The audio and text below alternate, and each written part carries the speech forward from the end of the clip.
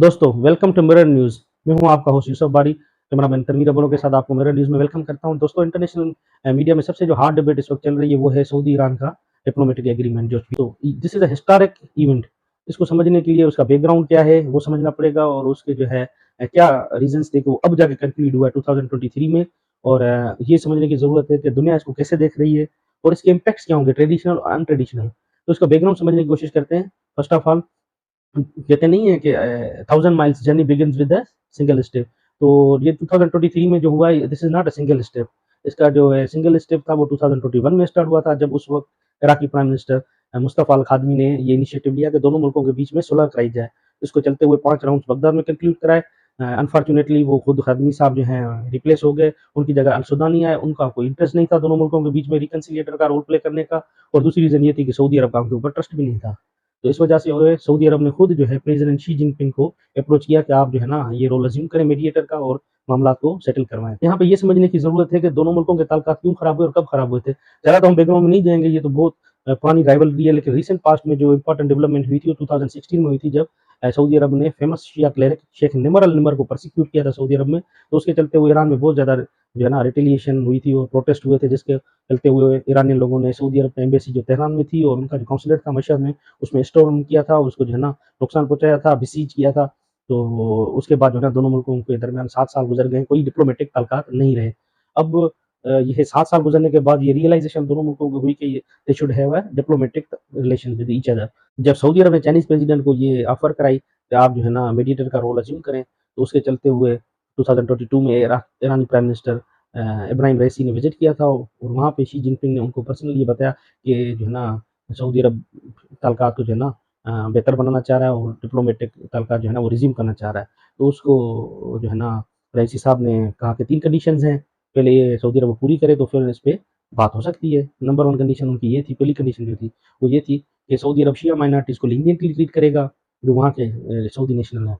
और उनको जो है ना ईरान आने के लिए अलाउ करेगा, ताकि वो होली साइट्स को विज़िट करें, पर्टिकुलरली मशहद में। और दूसरा ये कहा था कि पर्शियन न्यूज़ चैनल है ईरान इंटरनेशनल के नाम से, जो ईरान की प्रेज़ेंट रिजीम है, खुमैनी साहब है, दूसरे हैं, उनको वो टारगेट करते हैं और जो है ना उनके खिलाफ प्रोपेगेंडा करते हैं। उसका फंडिंग जो है ना स्टॉप की जाए सऊदी अरब की तरफ से। ये ईरान बिलीव करता है कि सऊदी अरब उसको फंड करता है। तीसरा ये था कि हूथी रेबल्स जो यमन में, उसको as a legitimate authority in Yemen Saudi Arab accept करे। ये 3 कंडीशंस थी। तो गालबन सऊदी अरब ने उसपे कोई पेशरफ्त की होगी और उसके बाद जो है ना सऊदी अरब के तरफ से एक डेलीगेशन विज़िट करता है ईरान में। और वहाँ पे वो असेस करने जाते हैं कि उनकी एम्बेसीज़ को कितना फिज़िकली डैमेज हुआ है, नुकसान हुआ है 2016 के बाद जो इश्यू हुआ था उसमें। और जो है सऊदी अरब अलाउ करता है ईरानियन पिलग्रिम्स को, जो हज के लिए जाते हैं उन पे बैन था वो हटा देता है, ताकि भले ईरानियन वहाँ पे हज पे आ सकें। अच्छा, इसी साल में 2022 में पाकिस्तान में ओआईसी का समिट होता है और दोनों मुल्कों के फॉरेन मिनिस्टर आए होते हैं। ईरान का फॉरेन मिनिस्टर होता है उस वक़्त अमीर हुसैन अब्दुल्लाहियान, और सऊदी अरब के फॉरेन मिनिस्टर थे अभी भी हैं फरहान बिन फैसल अल सऊद। तो दोनों साइडलाइन पे, ओआईसी की साइडलाइन पे एक मीटिंग होती है जिसको जानबूझ के सीक्रेट रखा गया। ठीक है? तो पाकिस्तान इसका क्रेडिट भी ले रहा है, आज कह रहा है पाकिस्तान हैज़ प्लेड अ की रोल इन इट, और बनता भी है, definitely Pakistan has played a की रोल। उस वक़्त फॉरेन मिनिस्टर जो हैं, जो आए थे, उनको बड़ा अच्छे तरीके से उन्होंने कन्विंस किया कि दोनों साइड पे बैठे और अपने इश्यूज़ जो है ना एमिकेबली डायलॉग के साथ रिज़ॉल्व करें। और पाकिस्तान ने एक और गुडविल गेस्चर दिया, उन्होंने कहा है कि चाइना के हवाले से कि we don't want to take away credit from China, they have played a significant role in maintaining ties between 2 neighbour countries. तो पाकिस्तान ने एक अच्छा गेस्चर दिया है कि Pakistan knows to share credit with others. अच्छा, तो उस वक़्त पाकिस्तान की तरफ से एक और भी स्टेटमेंट आया था 2021 में, जब प्राइम मिनिस्टर इमरान खान थे। उन्होंने कहा था Pakistan has learned lesson from 4 decades foreign policy that it will no longer fight another countries war. Rather Pakistan will play a role of mediator, reconciliator and bridge builder. और रेफरेंस था ईरान और Saudi Arab के ताल्लुकात के। Saudi अरब शायद उस वक़्त पाकिस्तान की मिलिट्री को सॉलिसिट कर रहा था कि वो आएँ यमन में, जो है ना सऊदी की तरफ से जो है ना रोल प्ले करें, फाइट करें। और उस वक़्त पाकिस्तान की जो लीडरशिप थी, उससे पहले मियाँ नवाज़ शरीफ साहब ने भी डिनाई किया था, फिर इमरान खान ने भी डिनाई किया। तो इसका मतलब था थोड़ा-सा प्रेशर था पाकिस्तान की तरफ से कि ताल्लुकात बेहतरी की तरफ जाएँ, दोनों मुल्क ये बैठ के आपस में इश्यूज़ रिज़ॉल्व करें। अ, दोस्तों अब देखते हैं कि why both countries agree now. ये इन दिनों में क्या हुआ है इस तरह ना?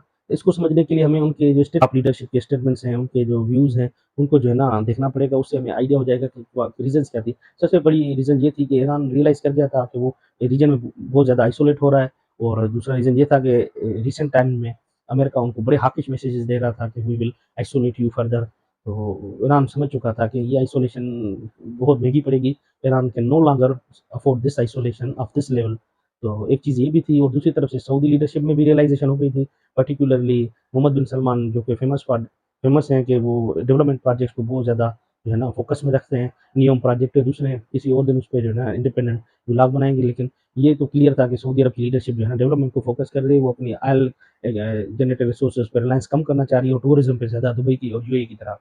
ये भी रियलाइज़ेशन थी सऊदी की तरफ से और सऊदी अरब फेड अप भी हो गया था अपने ट्रेडिशनल रिलायंस जो थी उनकी सिक्योरिटी रिलायंस थी अमेरिका के ऊपर, यूनाइटेड स्टेट्स के ऊपर वो कहीं न कहीं उसमें भी कमी आ गई थी। वो रियलाइज़ कर चुके थे कि ये जो है ना ओवर डिपेंडेंस जो है ना सऊदी अरब के लॉन्ग टर्म इंटरेस्ट में नहीं है। अच्छा, उसके अलावा आप फ्रेंडली कंट्रीज़ जो कॉमन फ्रेंडली कंट्रीज़ थे सऊदी अरब के, ईरान के, जैसे पाकिस्तान, चाइना, कतर, मलेशिया, ये थे। ये प्रेशर डाल रहे थे दोनों मुल्कों के ऊपर कि ये ब्लॉकिंग ना करें। ये जो ब्लॉकिज़्म हो रहा है जैसे कि कोल्ड वॉर एरा में सोवियत ब्लॉक था और यूएस ब्लॉक था, तो वो दूसरे मुल्कों के लिए मुश्किल हो जाता है किसी एक ब्लॉक के साथ तालमेल उसमें तो फिर यही ऑप्शन होता है ना इधर यू आर विद अस और against us.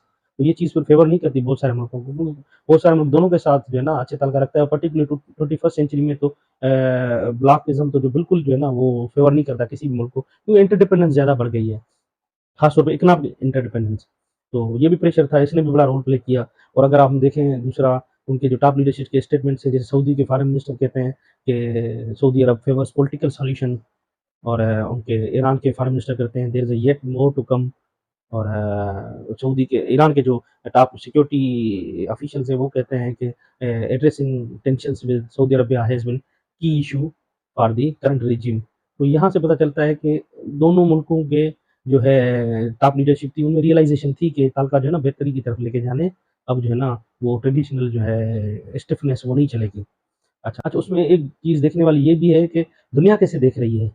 How world is perceiving this diplomatic agreement. फिर यूनाइटेड स्टेट्स को देखते हैं, यूनाइटेड स्टेट्स के व्हाइट हाउस के सिक्योरिटी स्पोक्सपर्सन जॉन किर्बी जो उनके पहले एडमिरल थे, नेवल एडमिरल थे, वो कहते हैं कि kingdom of Saudi Arabia has kept Washington informed but US was not directly involved. इसका मतलब है कि सऊदी अरब ने अपने जो है ना स्ट्रेटेजिक पार्टनर्स यूनाइटेड स्टेट्स को एतमाद में लिया था, यूएस वाज़ ऑन बोर्ड। और दूसरी तरफ से ईरान ने भी अपने पार्टनर हूथीज़ और हिज़्बुल्लाह को ऑन बोर्ड लिया था, तभी तो हिज़्बुल्लाह और हूथीज़ ने भी बड़ा वार्म वेलकम किया इस डील को। तो साथ में ये देखते हैं कि र्यूटर जो है, ये यूरोपियन माउथपीस है, यूनाइटेड किंगडम का एक मशहूर इदारा है। र्यूटर कहता है this deal will encourage West to conclude nuclear deal with Iran.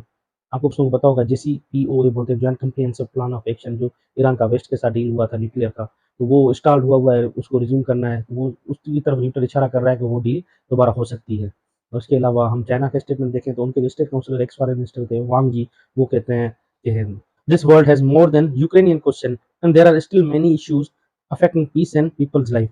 This is called statesman. वो कहते हैं कि ये नहीं है कि यूरोप का मसला हो तो सारी दुनिया इकट्ठी हो जाती है, जैसे कि परसेप्शन है एशियन कंट्रीज़ में और साउथ अमेरिकन कंट्रीज़ में और अफ्रीकन कंट्रीज़ में कि जब यूरोप का इश्यू आता है तो सारे इकट्ठे हो जाते हैं, सब प्रोएक्टिव हो जाते हैं, हाइपर एक्टिव हो जाते हैं, चाहे यूनाइटेड नेशंस क्यों ना हो। बाकी जब दूसरे मुल्कों की बात आती है तो वहाँ पे मतलब कॉन्टिनेंट के यूरोप के और अमेरिका के अलावा किसी मुल्क की बात आती है तो लिप सर्विसिंग होती है, कोई कंक्रीट स्टेप नहीं होता। तो वो बता रहे हैं कि यूक्रेन के अलावा भी बड़े मसाइल हैं जो गौरतलब है। इसी तरह ईरान के जो सिक्योरिटी ऑफिशियल है वो कह रहे हैं कि addressing tension with Saudi Arabia has been key point agenda of Iranian regime. तो इसका मतलब है कि अदर देन पॉलिटिकल लीडरशिप उनकी सिक्योरिटी एस्टेब्लिशमेंट है ईरान की, उसमें भी रियलाइजेशन थी और वो भी चाहते थे कि ये डील हो। सऊदी अरब के फॉरेन मिनिस्टर ने भी कहा था kingdom of Saudi Arabia favours political solution. Pakistan ने तो वेलकम किया ही है और चाइना ने तो मैंने पहले ही बताया, उन्होंने कहा कि this deal is a victory for dialogue. अच्छा अभी हम इसमें देखेंगे कि इसके इम्पैक्ट्स क्या होंगे। ट्रेडिशनल इम्पैक्ट तो सबको पता है कि शिया मुस्लिम जो हेट्रेड है कन्फर्म एनिमोसिटी उसमें कमी आएगी, उसकी इंटेंसिटी कम होगी और दोनों मुल्कों के बीच में जो इश्यूज़ हैं वो रिज़ॉल्व होंगे और ख़ासतौर प्रॉक्सी वार्स चल रही हैं लेबनान में, सीरिया में, यमन में, वो ख़त्म होंगी। अनट्रेडिशनल जो इसमें सबसे इम्पोर्टेंट चीज़ वो हो रही है, वो ये हो रही है कि ईरान का मुझे लगता है कि न्यूक्लियर एग्रीमेंट जो वेस्ट के साथ रुका हुआ है वो कंप्लीट हो जाएगा। र्यूटर ने भी उसकी तरफ इशारा दिया है। दूसरा अनट्रेडिशनल ये होगा कि पाकिस्तान का जो ईरान के साथ आईपी पाइपलाइन प्रोजेक्ट था, पीपीपी रिजीम ने कंप्लीट किया था ईरान के साथ, जो कि एक्चुअली 2015 में कंप्लीट होना था, उसको रीफेज़ कर दिया, रीशेड्यूल कर दिया 2014 में। साथ में वार्निंग भी आई है ईरान की तरफ से, अगर आपने अपने हिस्से का पोर्शन नहीं बनाया तो $18 बिलियन एज़ अ पेनल्टी पे करना पड़ेगा पाकिस्तान को। तो एक तो ये चीज़ मुझे लगता है इसमें जो है ना पाकिस्तान मूव फॉरवर्ड करेगा, अब क्योंकि जो है ना सऊदी रेजिस्टेंस नहीं आएगी होपफुली, तो पाकिस्तान के लिए this is a very good news कि ये होगा। और दूसरा अनट्रेडिशनल इम्पैक्ट ये होगा कि चाइना का जो स्टेचर इंटरनेशनल ग्लोबल पॉलिटिक्स में है एज अ पीस मेकर, वो जो है ना एस्टेब्लिश हो गया कि चाइना पीस मेकर है रादर देन ट्रबल मेकर। जैसे कि यूनाइटेड स्टेट्स के ऊपर हमेशा एलिगेशन होता है कि वो जब भी जहाँ भी जाते हैं तो वहाँ पे दो मुल्कों के दरमियान या रीजनल कंट्रीज के दरमियान टेंशन क्रिएट करके आते हैं। तो वो जो है ना चाइना का इमेज अच्छा डेवलप हुआ है कि वो पीस मेकर है और अच्छा जो है ना दो आर्क राइवल्स को इकट्ठे कर दिया, इश्यूज़ को रिज़ॉल्व कर दिया। इस तरह चाइना का स्टेचर जो है ना बहुत ज़्यादा रेज़ हुआ है। और तीसरी चीज़ जो होगी, ज़ाहिर-सी बात है, पूरे मिडल ईस्ट जो बर्निंग मिडल ईस्ट जिसको हम बोलते हैं, उसमें जो है ना पीस एंड स्टेबिलिटी आएगी। छोटे-मोटे मसाइल दूसरे भी सही होंगे। ईरान भी जो है अपने पोटेंशियल एक्सपोर्ट पोटेंशियल था जिसमें वो बीच में अफ़गानिस्तान आ रहा था, दूसरे मुल्क आ रहे थे, वो डिस्टर्ब हो रहा था, वो यूटिलाइज़ नहीं कर पा रहा था अपना एक्सपोर्ट पोटेंशियल, वो होगा। एक ईरान के लिए ये भी अच्छी खबर है कि वो एक अपना एक्सपोर्ट बेस जो है ना सॉलिड एक्सपोर्ट बेस बना लेगा। अब तो पाकिस्तान की तरफ से भी रेजिस्टेंस नहीं आएगी। और दूसरा ईरान के लिए जो है सैंक्शंस में नरमी होगी, क्योंकि बेसिकली यूनाइटेड स्टेट्स को भी सऊदी अरब पुश कर रहा था कि आप जो है ना ईरान के ऊपर टफ एक्शन लें। तो जो है ना टफनेस जो बढ़ रही थी वो ज़्यादा जो है ना सऊदी अरब की तरफ से डाइवर्ट हो रही थी। तो सैंक्शंस की जो है ना या तो सैंक्शंस खत्म होंगे या कम होंगे या उनका जो इम्पैक्ट है वो डाइल्यूट हो जाएगा। दूसरा इंटरनेशनल ऑयल प्राइसेस जो है ना उस पे ज़्यादा इम्पैक्ट पड़ेगा, हो सकता है वो कम हो, क्योंकि दोनों कंट्रीज़ जो लीडिंग ऑयल प्रोड्यूसर कंट्रीज़ हैं ऑयल के, सऊदी अरब और ईरान। तो हो सकता है प्राइस इंटरनेशनल ऑयल प्राइसेस भी थोड़ी-सी कम हों। तो ये होंगे अनट्रेडिशनल पे। दोस्तों आज के लिए सिर्फ इतना था। इंशाल्लाह नेक्स्ट एपिसोड में मिलेंगे किसी और टॉपिक के साथ। Thank you for watching the video. Thank